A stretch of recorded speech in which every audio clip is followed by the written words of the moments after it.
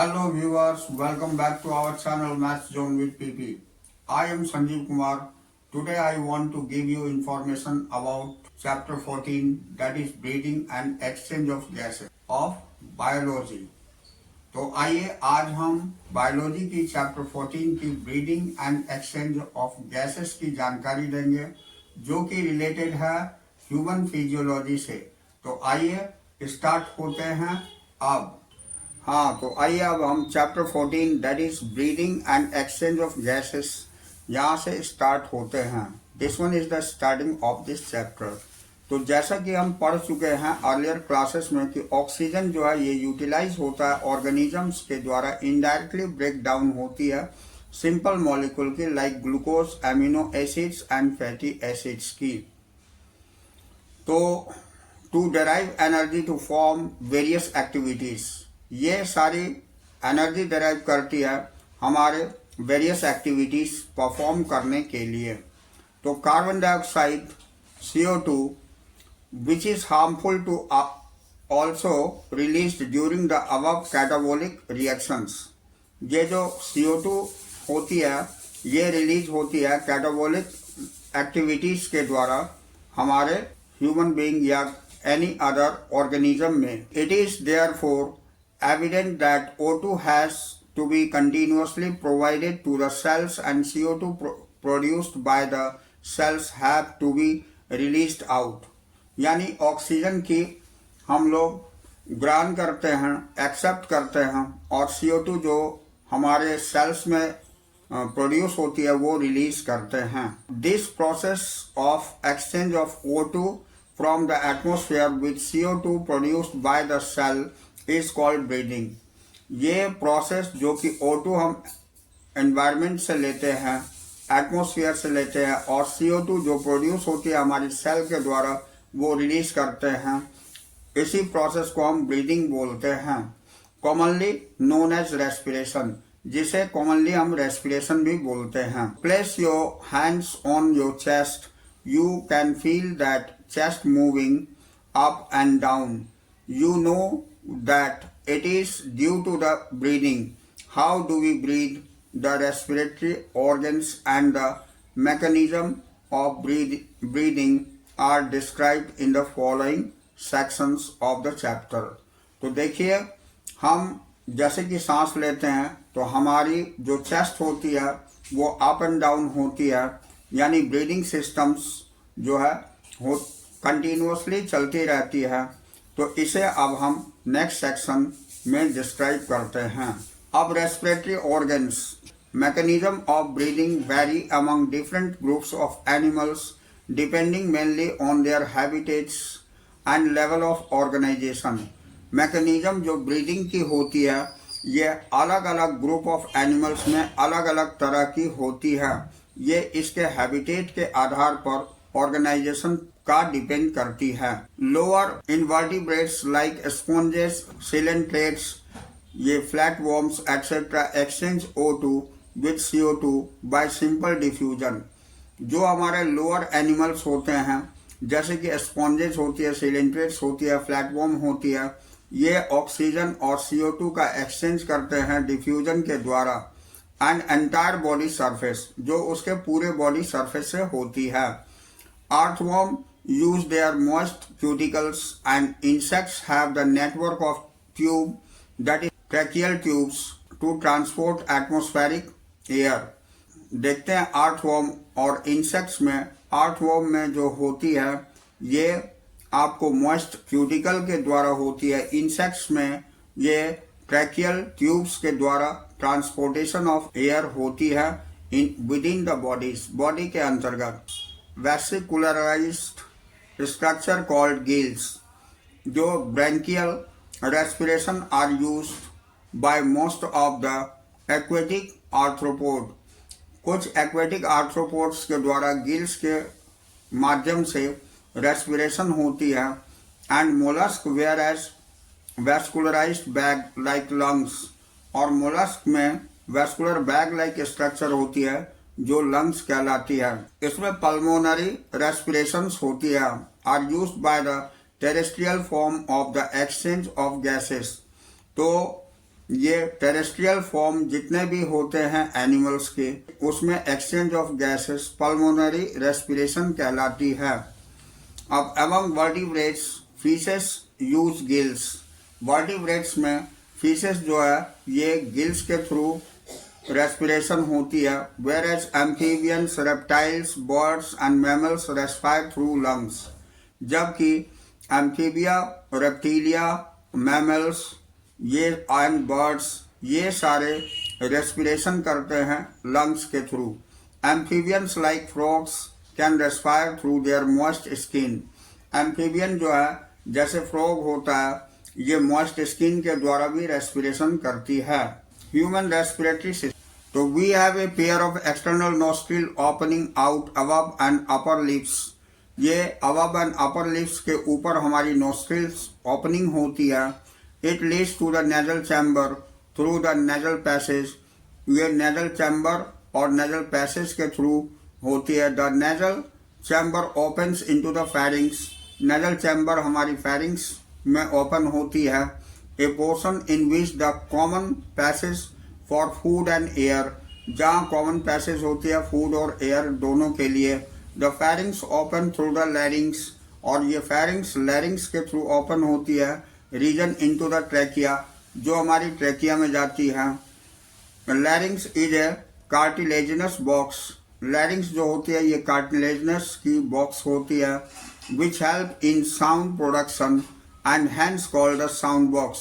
जो हमारी sound produce जहाँ से होती है, इसलिए इस बॉक्स को साउंड बॉक्स भी बोलते हैं। During swallowing, glottis can be covered by the thin elastic cartilaginous flap called epiglottis।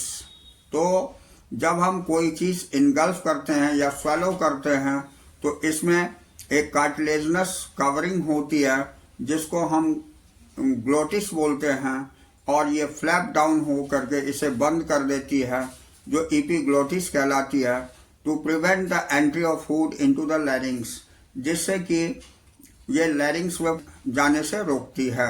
अब trachea is a straight tube expanding up to the mid thoracic cavity, जो कि एक्सटेंड होती है मिड थोरैसिक कैविटी तक, which divides at the level of fifth thoracic vertebra, जो divide होती है fifth thoracic vertebra में, into the right and left primary bronchi, जो राइट और लेफ्ट प्राइमरी ब्रोंकी कहलाती है। Each bronchi undergoes repeated division to the secondary and tertiary bronchi, जो further divide होकर के सेकेंडरी और टर्शियरी ब्रोंकी में फॉर्म करती है। And the bronchioles ending up in the very thin terminal, और ये बहुत ही पतली टर्मिनल होती है अंत में, जिसको हम ब्रोंक्यूल्स बोलते हैं।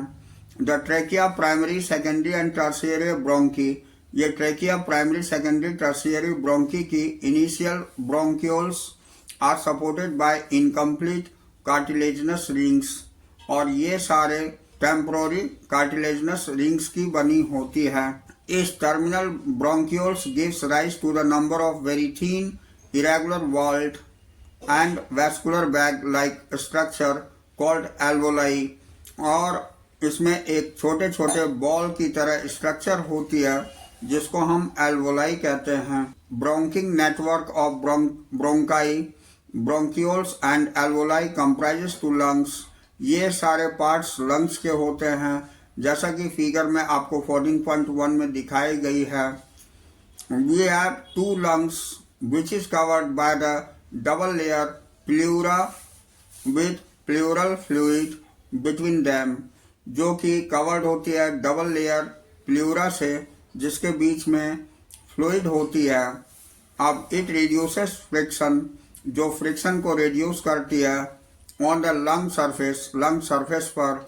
The outer pleural membrane is the close contact with the thoracic cavity, जो आउटर मेम्ब्रेन होती है ये लंग्स की, वो थोरैसिक कैविटी में आपको थोरैसिक कैविटी में खुलती है। Where as the inner pleural membrane is contact with the lungs, और इनर प्ल्यूरल मेम्ब्रेन जो होती है ये लंग्स के कांटेक्ट में होती है, लंग्स सरफेस के कांटेक्ट में होती है। The part starting with the external nostril up to the terminal bronchi constitute the conducting part, whereas the alveoli and their ducts form the respiratory of exchange part of the respiratory system.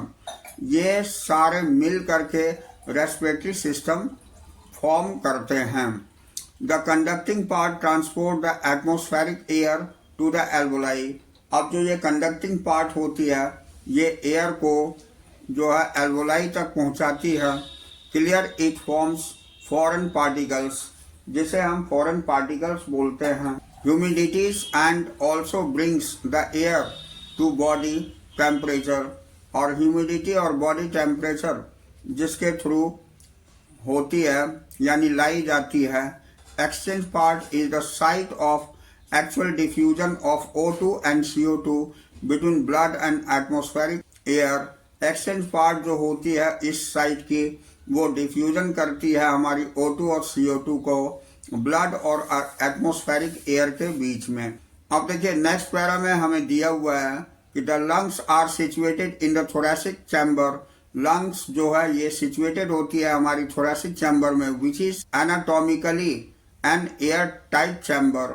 जो anatomically air tight chamber होती है, the thoracic chamber is form dorsally by the ventral column.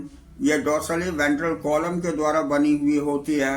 Ventrally by the sternum, और ventrally जो है ये sternum के द्वारा होती है।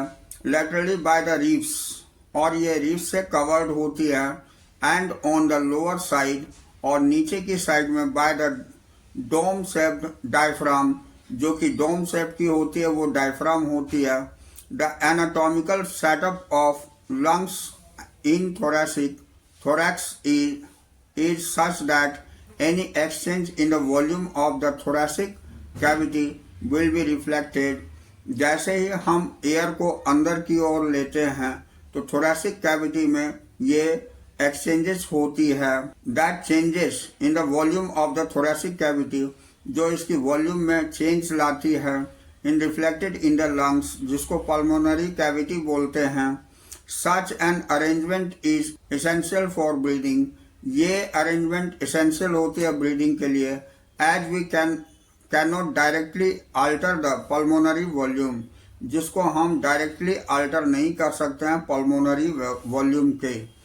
अब देखिए respiration involves the following steps. Respiration में फॉलोइंग स्टेप्स होते हैं। ये कुछ स्टेप्स दिए हुए हैं जो रेस्पिरेशन के द्वारा इन्वॉल्व होती है। इसमें पहला है ब्रीदिंग और pulmonary ventilations, by which atmospheric air is drawn in and CO2 reach alveolar air is released out. यानी ये पल्मोनरी वेंटिलेशन के द्वारा एटमॉस्फेरिक एयर जो है वो एक्सेप्ट की जाती है, और CO2 रीच जो एल्वोलर एयर होती है ये रिलीज करी जाती है।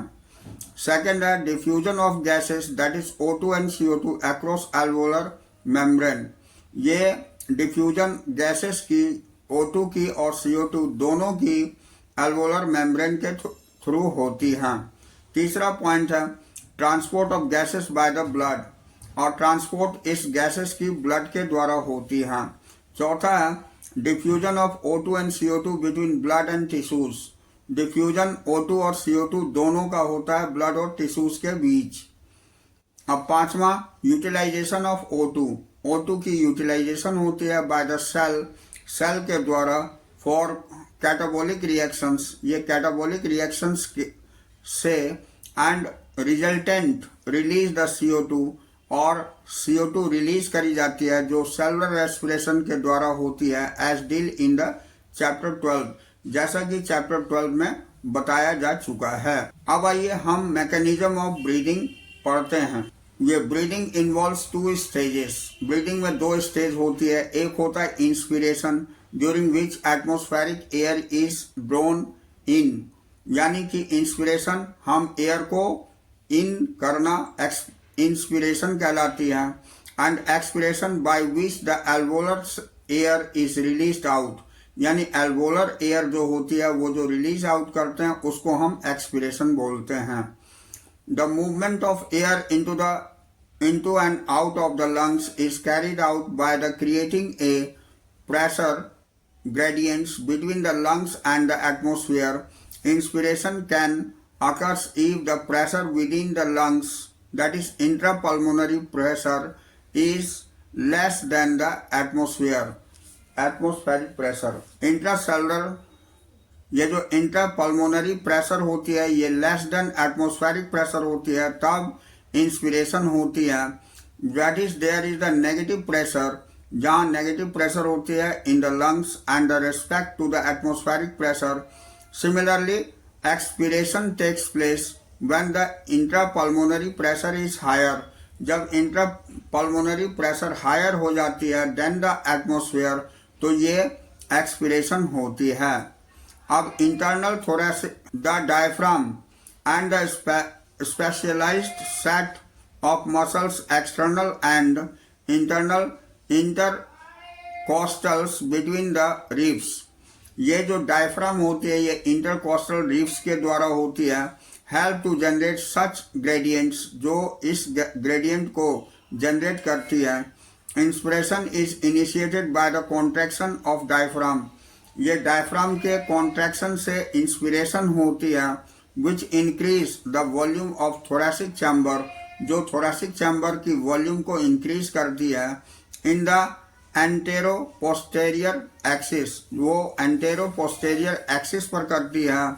the contraction of external intercostal muscles lift up and ribs and the sternum, causing the increase in the volume of thoracic chamber।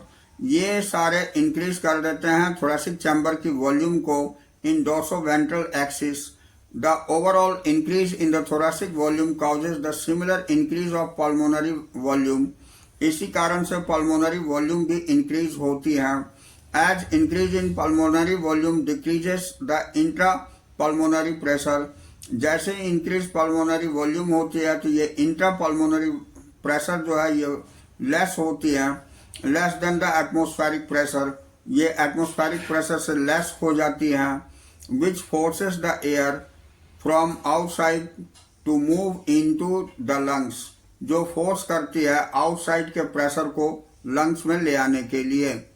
That is inspiration, जिसे हम इंस्पिरेशन बोलते हैं। फिगर 14.2a में दिखाई गई है। ये देखिए air entering into the lungs. यहाँ डायफ्राम कॉन्ट्रैक्टेड है, इसलिए यहाँ की प्रेशर जो है वॉल्यूम ऑफ थोरेसिक इंक्रीज हो जाती है। ये आपको रिब्स दिखाई गई है। यहाँ रिब्स एंड स्टर्नम रेस ये बढ़ जाती है, जिसके कारण से इसकी वॉल्यूम इंक्रीज हो जाती है और ये एटमॉस्फेरिक प्रेशर बढ़ने के कारण ये हमारी लंग्स में आ जाती है। हमने पढ़ा था the volume of their for the pulmonary volume, this Leeds in the pulmonary volume, and increase of the pulmonary volume decreases the intrapulmonary pressure to help to less than the atmospheric pressure, which forces the air, जो air को force करता है from outside to move into the lungs। ये हमारी figure 14.2a में दिखाई गई है। अब देखिए relaxation of the diaphragm and the intercostal muscles return to the diaphragm and sternum to their normal position। ये नॉर्मल पोजीशन में ले आता है and reduce the thoracic volume, जिससे थोरेसिक वॉल्यूम रिड्यूस होती है and therefore the pulmonary volume. This leads the increase in the intrapulmonary pressure to slightly above the atmospheric pressure. ये slightly above हो जाती है एटमॉस्फेरिक प्रेशर से, causing the expulsion of air from the lungs, that is expiration. तो यहाँ पर expiration होती है, यानी हमारे फेफड़े से CO2 जो है वो रिलीज हो जाती है। तो we have the ability to increase the strength of the inspiration and expiration with the help of additional muscles in the abdomen. ये एडिशनल मसल्स एब्डोमेन के द्वारा होती है।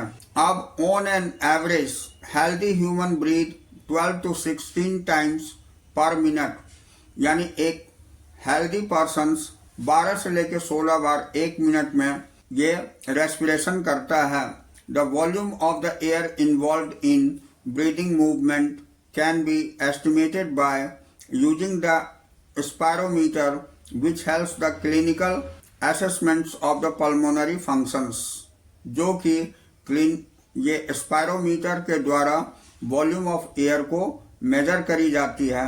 ये ब्रीदिंग मूवमेंट कैसी हो रही है उसकी आइडेंटिफिकेशन के लिए क्लिनिकल असेसमेंट होती है पल्मोनरी फंक्शंस की। ये रेस्पिरेटरी वॉल्यूम एंड कैपेसिटीज, तो यहाँ देखिए टाइटल वॉल्यूम दिखाई गई है। तो वॉल्यूम ऑफ एयर इंस्पायर्ड और expired during a normal respiration, it is approx 50-100 ml, that is the healthy man can inspire and expire approximately 6,000 to 8,000 ml of air per minute। यानी ये title volume हमारी कहलाती है। एक normal human being अगर 6,000 से 8,000 ml air पर minute ये यूज करता है तो इसे हम टाइटल वॉल्यूम बोलते हैं। इंस्पिरेटरी रिजर्व वॉल्यूम IRV किसे बोलते हैं? एडिशनल वॉल्यूम ऑफ एयर, ये एडिशनल वॉल्यूम ऑफ एयर होती है। A person can inspire bye the forcible inspiration, ये फोर्सिबल इंस्पिरेशन के द्वारा होती है। दिस एवरेज 2500 टू 3000, यानी 2500 से लेके ये 3000 ml तक होती है। IRV कहलाती है इंस्पिरेटरी रिजर्व वॉल्यूम। अब एक्सपिरेटरी रिजर्व वॉल्यूम जिसको ERV बोलते हैं, ये एडिशनल वॉल्यूम ऑफ एयर होता है। A person can expire by the forcible expiration the average 1000 ml to 1100 ml, ये 1000 से 1100 ml तक होती है। ये फोर्सिबल एक्सपिरेशन होती है, इसीलिए इसको एक्सपिरेटरी रिजर्व वॉल्यूम ERV बोला जाता है। नेक्स्ट टॉपिक हमारी रेसिडुअल वॉल्यूम है, जिसको RV बोलते हैं। Volume of air remaining in the lungs even after a forcible expirations, this average is 1100 ml to 1200 ml, यानी जो हमारे लंग्स में 1100 ml से 1200 ml रह जाते हैं वो हमारी रेसिडुअल वॉल्यूम कहलाती है। By adding up a few respiratory volume describe above, one can derive various pulmonary capacities which can be used in clinical diagnosis। ये सारे क्लिनिकल डायग्नोसिस के दरमियान इसकी मेजरमेंट होती है और इस पर ध्यान दी जाती है। अब हम इंस्पिरेटरी कैपेसिटी IC देखते हैं। तो total volume of air a person can inspire after a normal expiration, this includes title volume and inspiratory reserve volume. ये TV प्लस IRV, ये इंस्पिरेटरी कैपेसिटी कहलाती है। एक्सपिरेटरी कैपेसिटी EC किसे बोलते हैं? IC and EC। तो यहाँ पर IC हमने देख लिया, अब EC के बारे में देखते हैं। Total volume of air a person can expire after a normal inspiration, this includes title volume and expiratory reserve volume, यानी TV प्लस ERV ये दोनों ऐड होकर के एक्सपिरेटरी कैपेसिटी बनाती है, जिसको हम EC बोलते हैं। फंक्शनल रेसिडुअल कैपेसिटी जिसको FRC बोलते हैं। तो volume of air that will remain in the lungs after a normal expirations, this include ERV plus RV, जिसके अंतर्गत ERV और RV दोनों ही आती है। इसे हम फंक्शनल रेसिडुअल कैपेसिटी FRC बोलते हैं। अब वाइटल कैपेसिटी जिसे VC बोलते हैं, ये क्या होती है? The maximum volume of air a person can breathe in after a forced expiration, this involves ERV, TV and IRV, or the maximum volume of air a person can breathe out after a forced inspiration। ये force inspiration के द्वारा होती है, ये vital capacity कहलाती है। अब total lung capacity जिसको हम TLC बोलते हैं, total volume of air accommodated in the lungs at the end of forced inspiration, this includes RV, ERV, TV and IRV और vital capacity plus residual volume, इसमें सारी चीजें आ जाती है। तो ये हमारी टोटल लंग्स कैपेसिटी TLC कहलाती है। अब ये देखिए एक्सचेंज ऑफ गैसेस हम पढ़ते हैं, तो alveoli are the primary sites of the exchange of gases. Exchange of gases also occurs between blood and tissues. O2 and CO2 are exchanges in these sites and by simple diffusion, mainly based on the pressure and concentration gradients. Solubility of the gases as well as the thickness of the membranes involved in the diffusion are also some important functions that can affect the rate of diffusion. हमें दिखाया गया कि हमारी जो lungs की structure होती है, इसकी थिकनेस और इसमें प्रेशर और कंसंट्रेशन ऑफ ग्रेडियंट्स ये सारे पर डिपेंड करती है, और रेट ऑफ डिफ्यूजन ये सारे प्रभाव डालती है रेट ऑफ डिफ्यूजन में। Pressure contribute by an individual gas in a mixture of gases is called partial pressure and is represented as PO2 for oxygen and PCO2 ये pressure O2 and pressure CO2 कही जाती है for carbon dioxide. तो ये partial pressure of these two gases in the atmospheric air and the two sides of diffusion are given in table 14.1, जो कि यहाँ table में दिखाई गई है। इसके बारे में हम देखते हैं।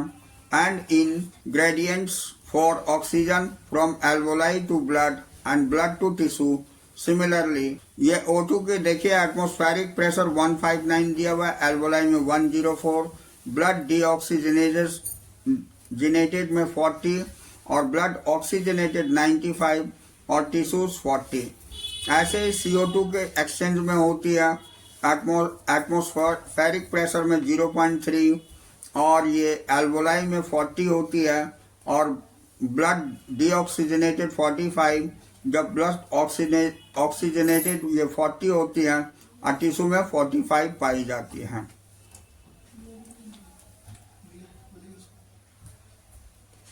अब देखिए यहाँ a gradient is present for CO2 in the opposite directions. ये ग्रेडियंट पाई जाती है CO2 में ऑपोजिट डायरेक्शंस में, that is from tissue to blood and blood to alveoli. ये टिश्यू से ब्लड में जाती है और ब्लड से एल्वोलाई में आती है। As the suitability of CO2 is 20 to 25% higher than that of the O2।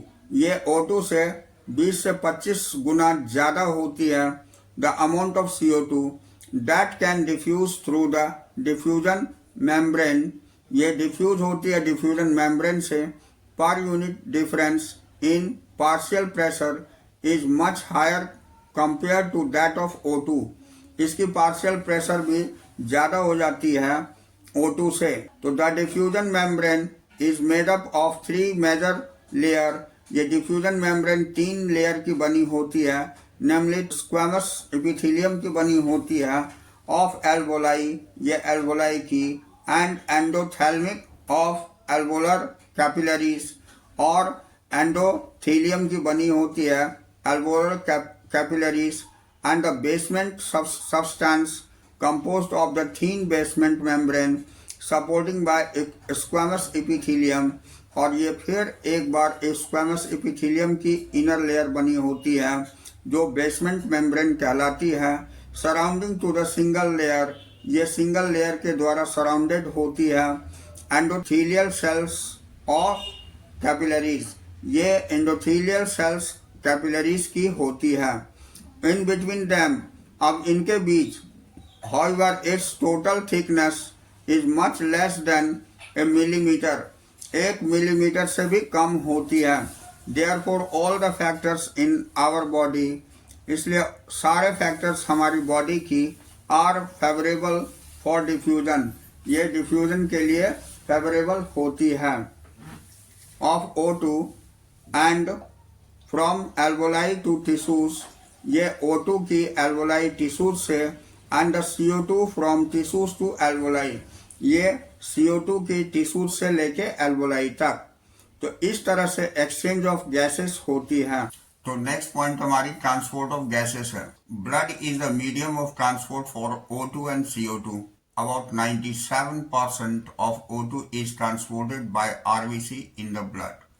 जैसा कि हम जानते हैं कि ब्लड एक माध्यम है O2 और CO2 ट्रांसपोर्ट का, जिसमें कि अबाउट 97% O2 ट्रांसपोर्ट होती है आरबीसी से इन द ब्लड यानी रक्त में। The remaining 3% of O2 is carried in A dissolve state through the plasma, और रिमेनिंग 3% जो है वो डिजॉल्व होती है प्लाज्मा के थ्रू।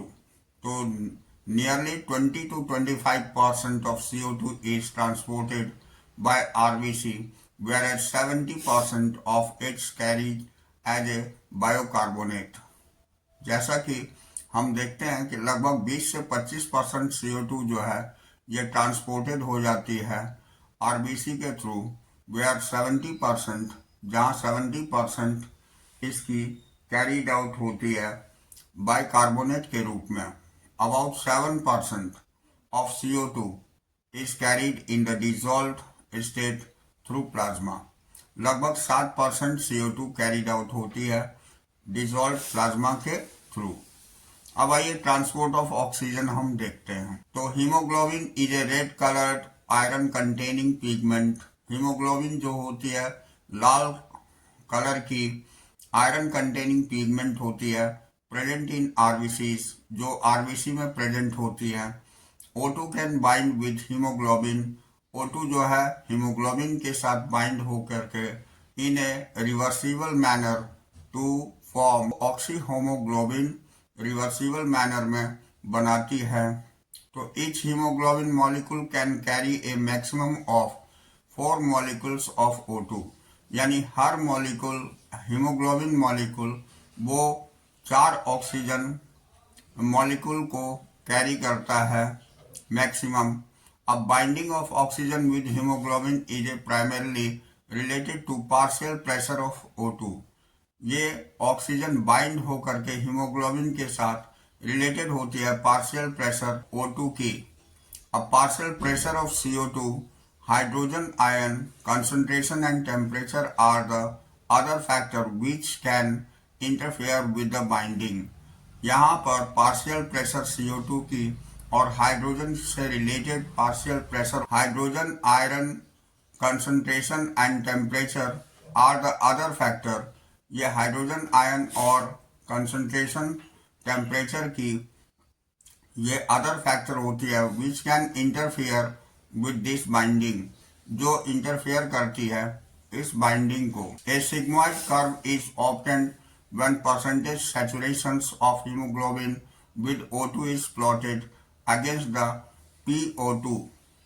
जब हम लोग एक सिग्मॉइड कर्व हमें मिल जाती है, जब परसेंटेज सैचुरेशन हीमोग्लोबिन की O2 के साथ अगर हम प्लॉट करते हैं अगेंस्ट PO2 के अगेंस्ट, तो this curve is called oxygen dissociation curve. तो इस कर्व को हम ऑक्सीजन डिसोसिएशन कर्व बोलते हैं, जो फिगर 14.5 में दिखाई गई है। जैसा कि यहाँ देखिए इस फिगर में हमारी दिखाई गई है।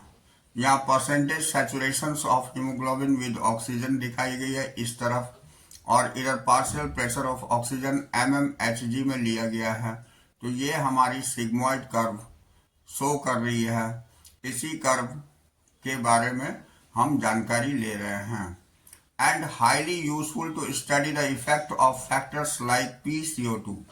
और हाईली स्टडीड इफेक्ट होती है इस फैक्टर की PCO2 में, जो H+ concentration etcetera on binding of O2 with haemoglobin, जो O2 की बाइंडिंग हीमोग्लोबिन के साथ में होती है। तो in the alveoli where there is high pressure of O2, low pressure of CO2, lesser H+ concentration and lower temperature, the factor are all favorable। यहाँ पर सारी फैक्टर फेवरेबल होती है for the formation of oxyhaemoglobin, जो oxyhaemoglobin को बनाती। whereas in tissues where low pressure of PO2, high pressure of CO2, जहाँ tissues में लो प्रेशर ऑक्सीजन की और हाई प्रेशर कार्बन डाइऑक्साइड की होती है। High H plus concentration and higher temperature exist, जहाँ हाई कंसंट्रेशन होती है और हायर टेम्परेचर पाई जाती है। The condition are favourable for dissociation of oxygen from the oxy haemoglobin. ये कंडीशन फेवरेबल होती है डिसोसिएशन ऑक्सीजन के लिए या हीमोग्लोबिन से। तो this clear indicates that O2 gets bound to haemoglobin. ये क्लियरली ये बताती है हमें कि O2 हीमोग्लोबिन के साथ बाउंड अप हो जाती है इन द लंग्स में and gets dissociated at the tissues, और डिसोसिएट हो जाती है टिश्यूज में। Every 100 ml of oxygenated blood can deliver about 5 ml of O2। यानी 100 ml ब्लड की जो होती है ऑक्सीजनेटेड ब्लड की, ये 5 ml डिलीवर करती है O2 को to the tissues under the normal physiological condition. ये नॉर्मल फिजियोलॉजिकल कंडीशन के अंतर्गत। अब हम ट्रांसपोर्ट ऑफ कार्बन डाइऑक्साइड देखते। तो यहाँ CO2 is carried by the haemoglobin is carbamino haemoglobin. जहाँ CO2 कैरिड हीमोग्लोबिन होती है, कार्बामिनो हीमोग्लोबिन बोलते हैं।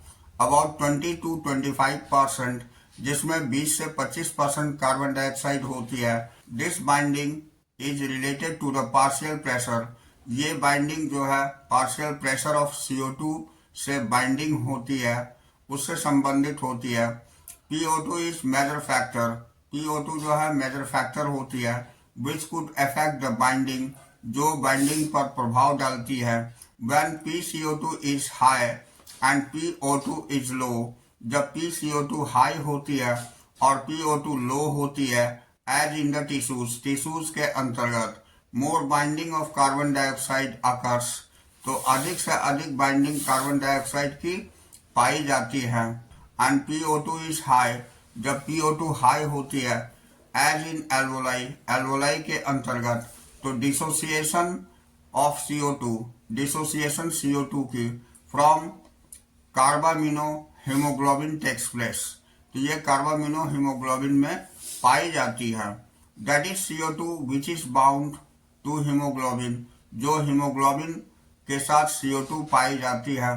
From the tissue is delivered, ये टिश्यू से डिलीवर्ड करी जाती है एट द एल्वोलाई, एल्वोलाई पर। और RBC contains a very high concentration of enzyme, जहाँ RBC कंटेंट बहुत ही उच्च कंसंट्रेशन एंजाइम की होती है।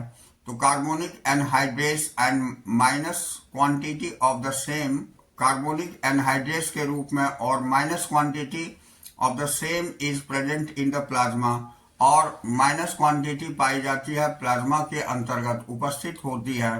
तो this enzyme facilitate the following reaction in both direction. Enzyme reaction को फैसिलिटेट करती है दोनों ही डायरेक्शन में। यहाँ हम रिएक्शंस देखते हैं। CO2 प्लस H2O, ये कार्बोनिक एनहाइड्रेस के साथ H2CO3 बना देती है। फिर ये कार्बोनिक एनहाइड्रेस के साथ HCO3 माइनस आयन यानी कार्बोनिक एसिड्स बनाती है, प्लस H प्लस आयन ये बना देती है। At the tissue site where partial pressure of CO2 is high, tissue site में जहाँ पार्शियल प्रेशर कार्बन डाइऑक्साइड की उच्च हो जाती है, ड्यू टू कैटाबोलिज्म, कैटाबोलिज्म के कारण CO2 diffuses into blood, CO2 diffuse हो जाती है हमारी ब्लड में। तो RBC एंड प्लाज्मा, RBC और प्लाज्मा में, उसी को हम कह रहे हैं ब्लड में। And forms HCO3 and H plus, जहाँ HCO3 माइनस और H प्लस प्रोड्यूस होती है।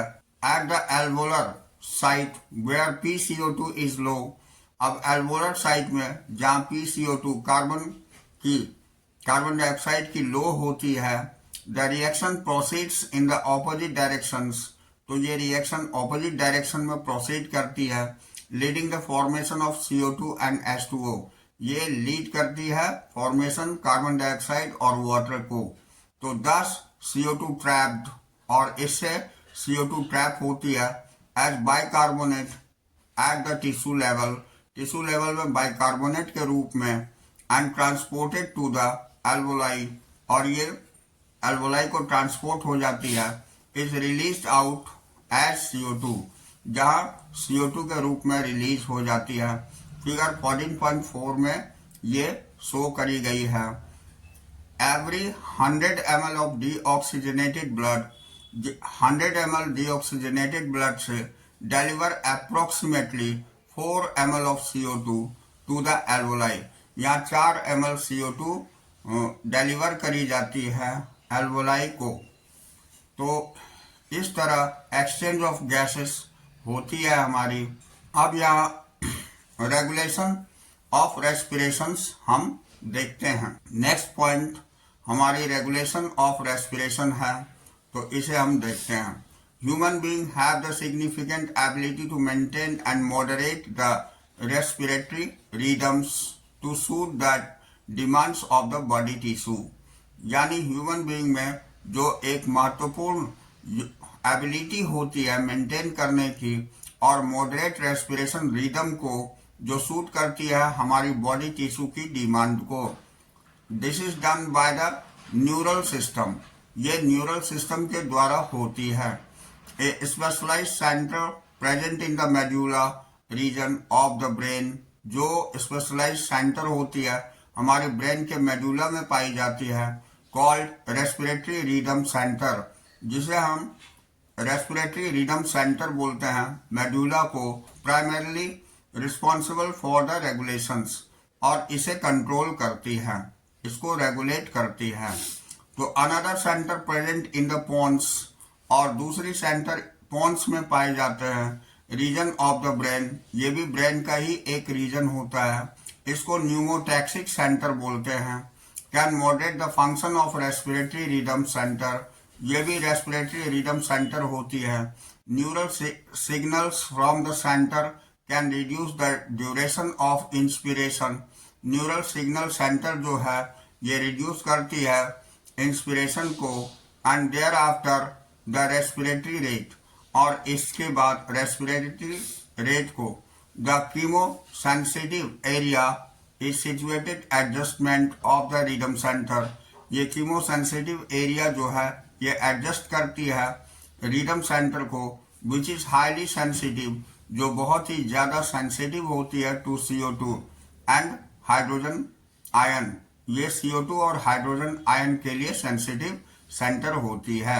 Increase in this substance can activate this centre. इसमें अगर इंक्रीज हो जाती है ये सारी सब्सटेंस तो वो सेंटर को एक्टिवेट कर देती है, which is in turn can signal and rhythm centre to make necessary adjustment, जिससे रिदम सेंटर नेसेसरी एडजस्टमेंट कर पाता है। In the respiratory process by which these substances can be eliminated, जहां से ये सब्सटेंसेस एलिमिनेट होती है।